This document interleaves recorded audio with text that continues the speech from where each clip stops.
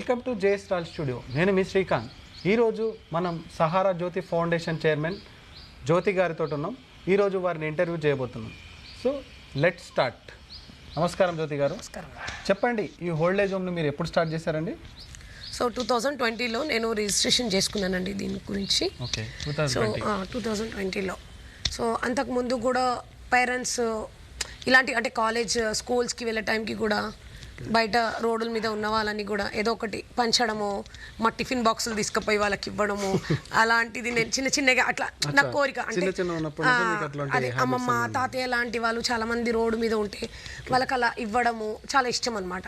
So అట్లా అనుకున్నాను, వీళ్ళకి పిల్లలు లేరా ఏంది, వీళ్ళ పరిస్థితి ఏంది అనే ఒక థాట్ నా మైండ్లో ఏర్పడుతూ ఉంటుంది. సో అది మా అమ్మని మెల్లమెల్లగా అడుగుతుండే.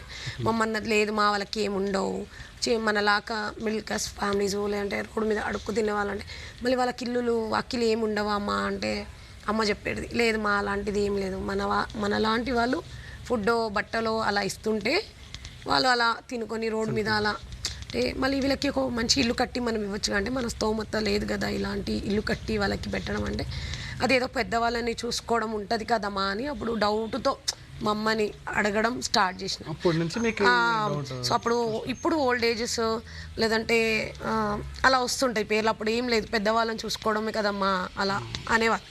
సో అట్లాంటివన్నీ మనకి సెట్ కావమ్మా, దానికి చాలా రిస్క్ ఉంటుంది, అది ఇది అంటే రిస్క్లోనే కదమ్మా మంచి ఇది ఉంటుంది అని అంటుండే మమ్మీ కోసం. కాదు రిస్క్ అంటే చాలా కష్టం అది చేయడము అంటే. ఇక అప్పటి నుంచి నేను 10th క్లాస్లో ఉన్నప్పటి నుంచి నేను దీని గురించి కొన్ని సబ్జెక్ట్ తెలుసుకోవడం, ఇంకా మా స్కూల్ కాలేజ్ నుంచి కూడా మేము బయట ఇలాంటి రోడ్ సైడ్స్ వాళ్ళకి వాళ్ళ ఇల్లు గుడిసెలు ఉన్న దగ్గరికి వెళ్ళి వాళ్ళ పాత బట్టలు పంచడము, ఫుడ్ పంచడము, కొంచెం వాళ్ళతో పెద్దవాళ్ళతో మాట్లాడడము, వాళ్ళ బాధలు మా కంట్లో నీళ్ళు రావడము, ఇలాంటి సిచ్యువేషన్స్ ఇంకా ముందుకు ఎలా వస్తాయో జనరేషన్లో అని అప్పుడు మేము థింక్ చేసి అప్పటి నుంచి ఇంకా దాన్ని పట్టేసుకున్నాను. ఇలాంటి వాళ్ళకి షెల్టర్ ఇవ్వాలి, ఫుడ్ ఇవ్వాలి, పిల్లలు లేకపోయినా వాళ్ళని ఒక పేరెంట్స్ లెక్క ఆదుకోవాలి అన్న ఒక నాలెడ్జ్ కంటిన్యూ తెచ్చుకొని స్టార్ట్ అయింది. సో అమ్మ అన్నది నువ్వు ఫోకస్ మొత్తం చదువు మీద పెట్టు, దీని మీద అంతా కాదు, అది అంత సులభం కాదు, చాలా దీనికి ప్రొసీజర్స్ చాలా ఉంటాయి. అంటే ప్రొసీజర్స్ అంతా డబ్బులు ఇస్తే చేస్తారు కదమ్మా అని అమ్మ దగ్గర పిచ్చి పిచ్చి క్వశ్చన్స్ అడగడం, అమ్మ ఏదో ఒకటి చెప్పడము. సో తర్వాత ఇంకా పెళ్ళి అవ్వడం, ఇంకా దాని గురించి అయితే నేను మనసులో నాటేసుకున్నాను. ఎప్పటికైనా వాట్ ఎవర్ ఇట్ ఈస్ ఫ్యూచర్లో అయితే ఇలాంటిది చెయ్యాలి అని ఒక ఆలోచన నేను తెచ్చుకున్నాను. ఇంకా చిన్న పిల్లలది కూడా నేను వాళ్ళకి ఫుడ్ కానీ బట్టలు కానీ, అనాథ పిల్లలు అంటారు, పేరెంట్స్ లేని పిల్లలు అప్పుడు చాలామంది ఉంటుండే, ఇప్పుడు పేరెంట్స్ ఉండి కూడా లేరు అన్న చాలా జరుగుతున్నాయి. సో అప్పుడు వాళ్ళని చూస్తే కూడా తమ్ముడు చెల్లి అక్క అన్న ఒక భావనతో వాళ్ళని కూడా అంటే ఓల్డ్ ఏజ్ ప్లస్ చిన్నపిల్లలది బ్లైండ్ అది అంతా ఒక సెక్టర్ లాగా నేను పెట్టుకోవాలన్న ఒక ఆలోచన నా లైఫ్లో నాటేసుకున్నాను నేను మొత్తానికి. సో ఎవరు సపోర్ట్, మన ఫ్యామిలీ మిడిల్ క్లాస్ ఫ్యామిలీ కాబట్టి సో అంత స్తోమత లేదు కాబట్టి ఎవరు సపోర్ట్ చేయలేరు. మ్యారేజ్ అయినాక మంచి హస్బెండ్ వస్తే అట్లీస్ట్ అక్కడైనా సపోర్ట్ దొరుకుతుంది అనుకున్నా, అక్కడ కూడా సపోర్ట్ రాలేదు. తర్వాత మెల్లమెల్లగా దీని గురించి మొత్తం ఫ్యామిలీ బ్రేకప్ చేసుకొని ఒంటరిగా ఇది చెయ్యాలన్న ఒక సబ్జెక్ట్ నేను బయటకు వచ్చేసాను. మా పాపని తీసుకొని బయటకు వచ్చేసి దీని గురించి ఫోకస్ ఇప్పటిదాకా కొనసాగుతూ ఉంది. ఇప్పుడు కూడా 2015లో కూడా నేను చాలామందితో కలిసడము, డొనేషన్స్ అడగడం అలా జరిగింది, కానీ ఎవరు కూడా ముందుకు రాలే. అంటే మనకు ఒక సెటప్ ఉంటేనే కదా ఎవరైనా ముందుకు వచ్చి మనకి హెల్ప్ చేస్తారు. ఓకే జ్యోతి గారు, ఇప్పుడు మీరు స్టార్ట్ చేసింది 2020లో అని చెప్పారు. 2020 కంటే ముందు మీకు ఇక్కడికి రావడానికి ఫైనాన్షియల్గా చాలా ఖర్చు అయి ఉండొచ్చు. సో మీరు ఎవరినైనా రిక్వెస్ట్ చేశారా ఫైనాన్షియల్గా హెల్ప్ చేయమని? ఇంత ఇప్పుడు ఇలాంటి చేశానంటే అప్పుడు మనకి సర్కిల్ ఏమంత పెద్దగా అవగాహన లేదు, తెలియదు కాబట్టి యాక్చువల్ నేను బ్యూటిషియన్ ఉండే. నాది బంజారాల్స్ రోడ్ నెంబర్ 14లో పెద్ద బ్యూటీ పార్లర్ ఉంటుండే నాది. సో ఆ అమౌంట్లోనే నేను ఇవి ఇలా పెట్టాలి అన్న ఒక థాట్, దాంట్లోకి ఒక 1000 రూపాయల్లో ఒక 200 రూపాయలు కూడా మనం దానం ధర్మం చేయాలన్న ఒక ఉద్దేశంతో అలా చేస్తూ ఇది నా మొత్తం కూడా నా కష్టం జీవం పైసలు ఇవి. సో ఎక్కడ కూడా డొనేషన్స్ అడిగితే కూడా ఏమనుకుంటారంటే ఈమె స్వార్థాని కోసం అడుగుతున్నదో ఏమో Obviously, ఈ రోజులలో కామన్గా ఎవరు డొనేషన్ అడిగినా కూడా ఏదైనా ఒకటి ఇప్పుడు ఈ కరోనా తర్వాత అందరూ చాలా మందికి అలాంటి థాట్ వచ్చింది, మా సేవాభావం చేయాలని. అంతకుముందు అలాగా లేకుండే. ఒక్కొక్క మైండ్ ఒక్కొక్కరిది సెటప్ వేరేగా ఉంటుంది. సో వాళ్ళ మైండ్ చూసుకొని కూడా నేను అడగడం స్టార్ట్ చేయలేదు. అంటే మన కోసం అడుగుతున్నారేమో, మన ఫ్యామిలీ బ్యాక్గ్రౌండ్ కోసం అడుగుతున్నారేమో అనే ఒక ఆలోచనతోటి వాళ్ళు కూడా ఎవరు కూడా ముందుకు రాలే. సో నేను ఓన్గా కూడా మన డబ్బులతోటే మీ కృషి మీ పట్టుదలతోటే మీ సొంతంగా మీరు చేసుకున్న అమౌంట్ తోటే ఇదంతా స్టార్ట్ చేశారు. సో ఇప్పుడు ఓల్డ్ ఏజ్ హోమ్ పెట్టడం ఒక ఎత్తు అయితే దాన్ని రన్ చేయడం కూడా ఇంకా సవాళ్ళతో కూడుకున్న ప్రయాణం. సో ఇప్పుడు మీకు అనిపించలేదా, నేను ఇప్పుడు పెడితే రన్ చేయగలుగుతానా, నాకు ఎవరైనా సహాయం చేయగలుగుతారా, నేను ముందటికి వెళ్ళగలుగుతానా అని మీకు అనిపించలేదా? ఇప్పుడు నాకు అనిపించలే. అంటే చాలా టేక్ ఇట్ ఈజీగా తీసుకున్నా. అంటే ఎక్కడ ఎవరి దగ్గర అడగకూడదు, ఉన్న కాడికి మనం దీన్ని రొటేషన్ చెయ్యాలి. విత్తనం ఒక చెట్టు విత్తనం నాటితే ఎలా నాటుకొని పోయి చెట్టు పెరుగుతుందో, సో అట్లా నా మనసులో ఒక విత్తనంని నాటేసుకున్నాను. ఇంకా వేరే ఏమీ లేదు జీవితంలో, ఇది మనం చెయ్యాలి అని నా అంతరాత్మ, నా విల్ పవరు అవన్నీ నేను పెట్టుకున్నాను కాబట్టి ఇక్కడ దాకా రన్ చేస్తున్నాను.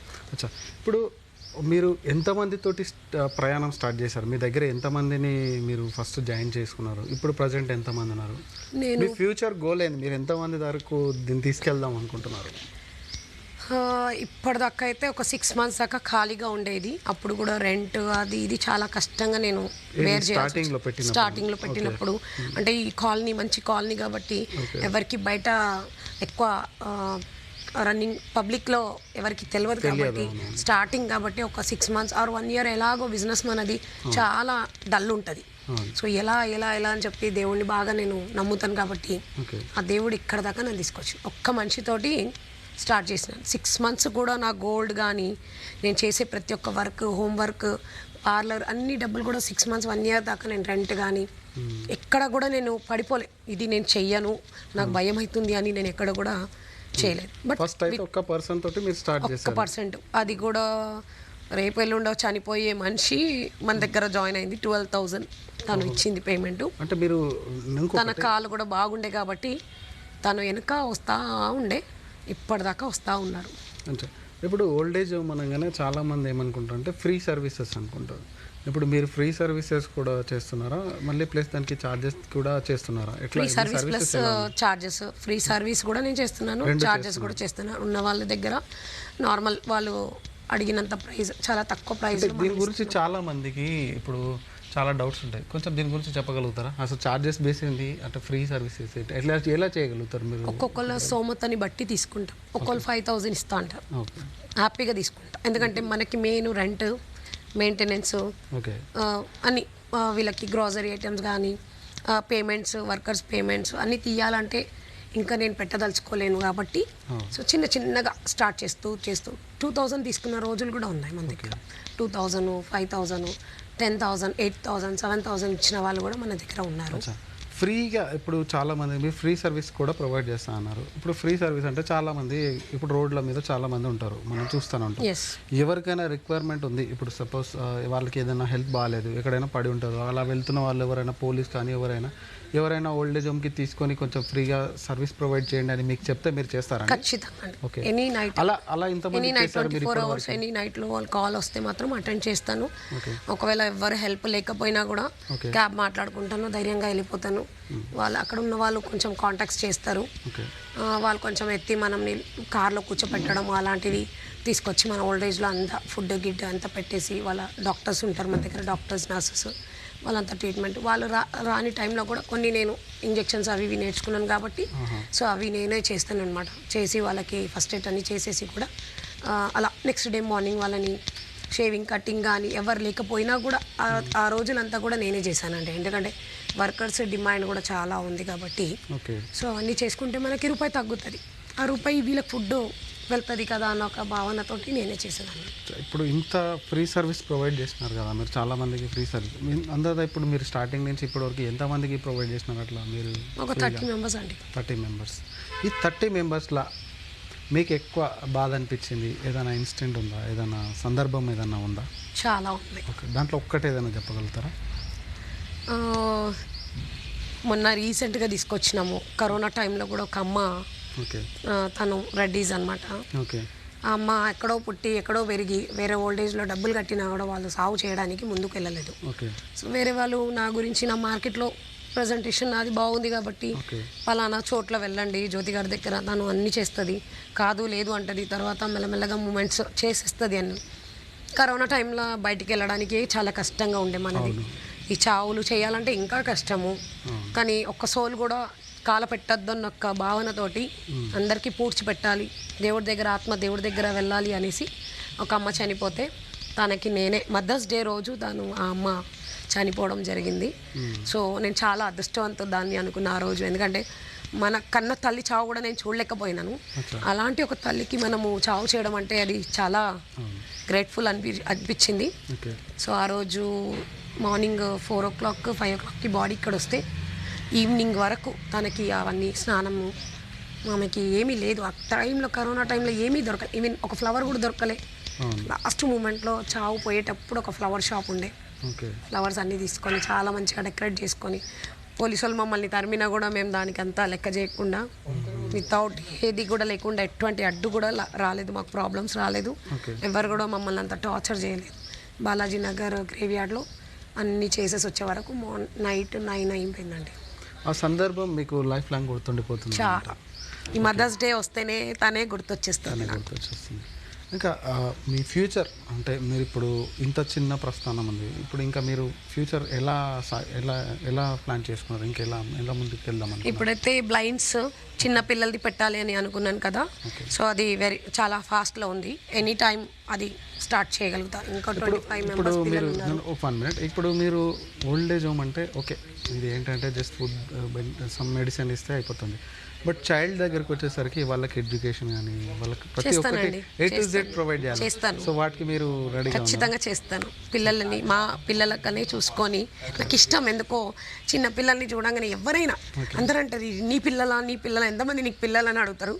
అందరు పిల్లలు కూడా మన పిల్లలే అనుకొని వాళ్ళని ప్రేమించాలి ఫస్ట్.